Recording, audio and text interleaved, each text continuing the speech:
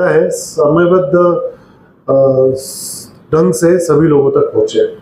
और इसी मंशानुसार प्रदेश के माननीय मुख्यमंत्री श्री विष्णुदेव जी साय द्वारा सुशासन तिहार 2025 की पूरी संकल्पना रखी गई और इसका मुख्य उद्देश्य आने वाले समय में आम जनता की समस्याओं का समयबद्ध समाधान, शासकीय जितनी भी योजनाएं हैं उसकी समीक्षा एवं निगरानी, जो विकास कार्य अभी जिले में चल रहे हैं उसमें तेजी लाना और जनता, जनप्रतिनिधि, सभी मीडिया के साथी, सभी सामाजिक संगठन, इनके बीच में एक संवाद स्थापित करना, ये आज के और इस पूरे सुशासन तिहार का उद्देश्य है। यह सुशासन तिहार आप सभी को पता है कि 3 चरणों में हुआ था।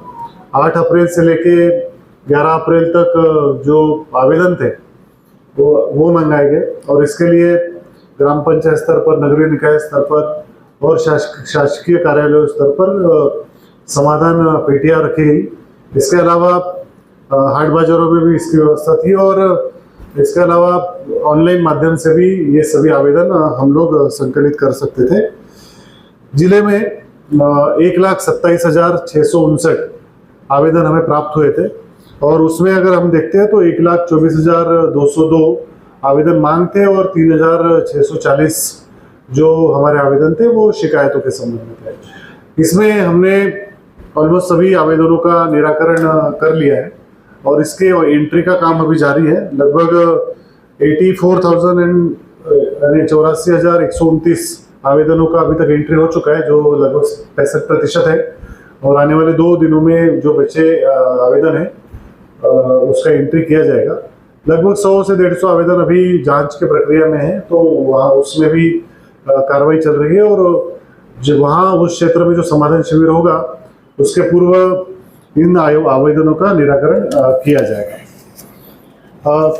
जो समाधान शिविर के 11 अप्रैल के बाद से 3 अप्रैल तक हम लोग इसका निराकरण कर रहे हैं और इसके लिए मुख्य उद्देश्य यही रखा था कि इसका केवल एक औपचारिकता ना रहे और एक गुणवत्तापूर्ण इसका निराकरण हो। ये पूरे एक्सरसाइज में हमने इसमें फोकस किया है। इसमें जो मांग के, क्योंकि मैंने जैसे शुरुआत में भी कहा था कि इसमें मांग के संबंध में काफी आवेदन थे, बजट की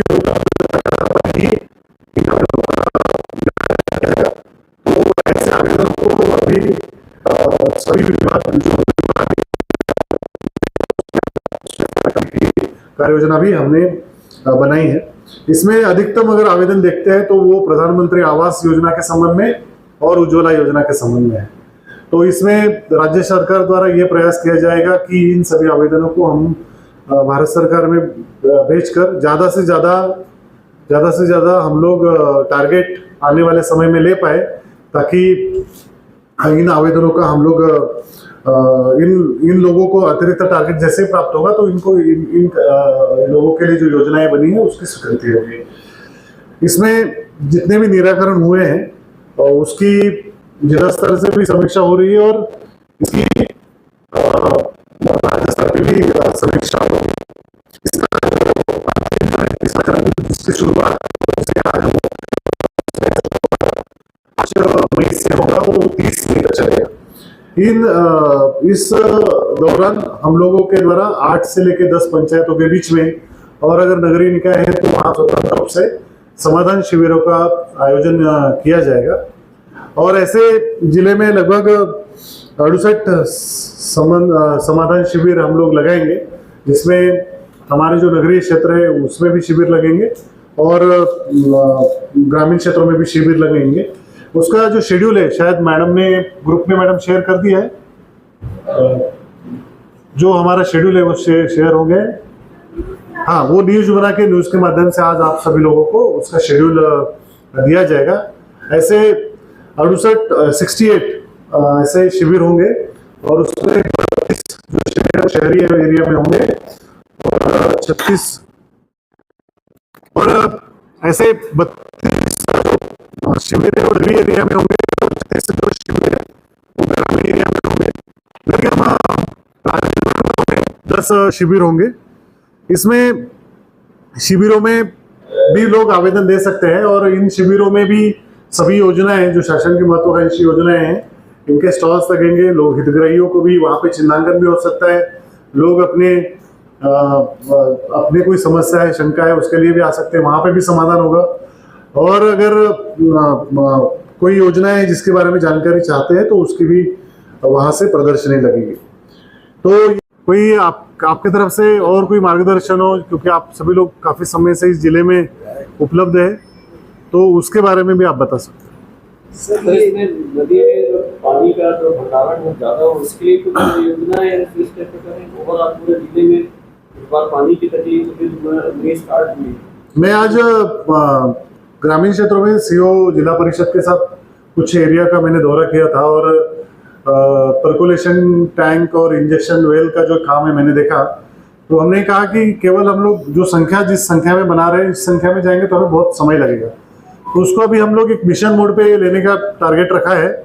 इस साल हमने ये टारगेट किया है एटलीस्ट 1000 इंजेक्शन वेल्स हम बनाए। और इसके लिए अगर फंड के भी लिए आज हम लोग दोपहर में बैठे थे, तो एक मिशन मोड पे इंजेक्शन वेल का हम काम करेंगे। जो मेरी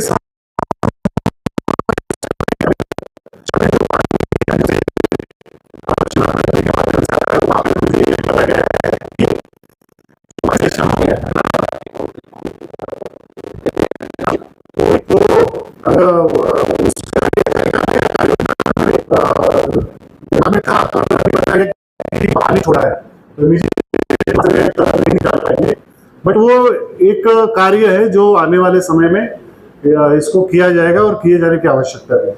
सर, जैसे कि हम लोग सारे आवेदनों का निराकरण लगभग हो गया, 100-150 आवेदन। ये जो निराकरण की बात हो रही है, अभी भी ये आवेदन प्रक्रिया में ही है या मैदानी स्तर पर इनका निराकरण हो चुका है? ग्रामीणों को सूचना मिल चुकी है कि उनके आवेदनों पे क्या रिजल्ट आ रहा है या नहीं? इसमें जैसे अगर कोई फिजिकल वेरिफिकेशन किया है, जैसे अगर किसी ने कोई कंप्लेंट किया है तो डेफिनेटली हम लोग उस व्यक्ति की तरफ जाते हैं और उससे पूछते हैं कि क्या हुआ, क्या आपकी शिकायत है। तो उस तर्ज पे हुआ है, उसका रिपोर्ट क्योंकि ऑनलाइन होने हमारे पास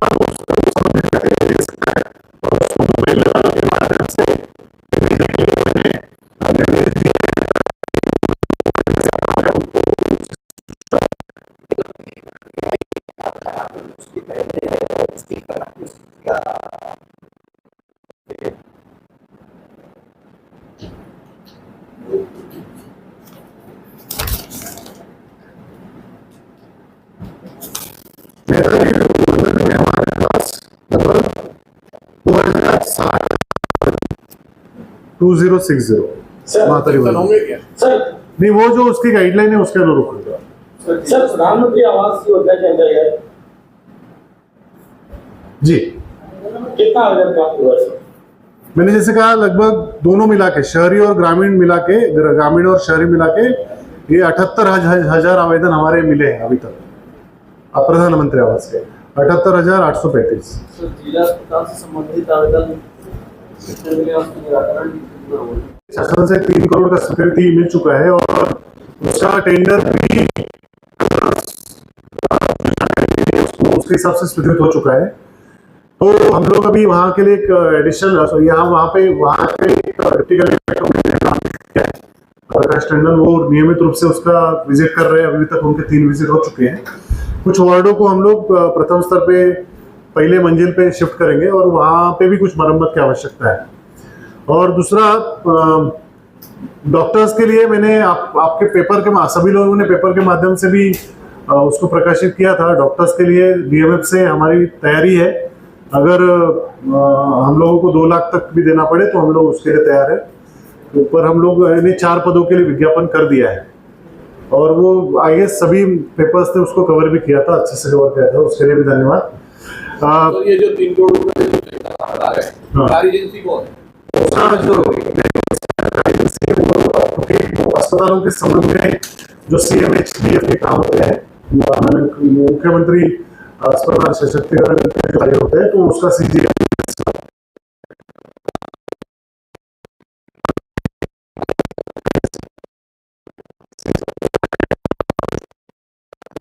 कि उसको हम लोग बारिश के पहले करें। एटलीस्ट जिस एरिया में कैजुअलिटी में प्रॉब्लम नहीं है बताया गया, बाकी वार्डों में उसका प्रॉब्लम है। और एक मैकेनाइज्ड लॉन्ड्री भी हम लोग चालू कर रहे हैं, उसका भी टेंडर शीघ्र होगा। और इसमें सीटी स्कैन और एमआरआई का लिंकेज, जो सीटी स्कैन का पहले था लेकिन वो इतना इफेक्टिव नहीं था, तो उसको भी हमने शुरू करने के निर्देश दिए हैं। उसका भी अभी एडवर्टाइजमेंट हो गया है। तो आवश्यक जो सुधार है उसमें हम लोग कर रहे हैं। एमसीएच में भी कुछ रिपेयर का काम है, उसको भी टेकअप कर लिया है।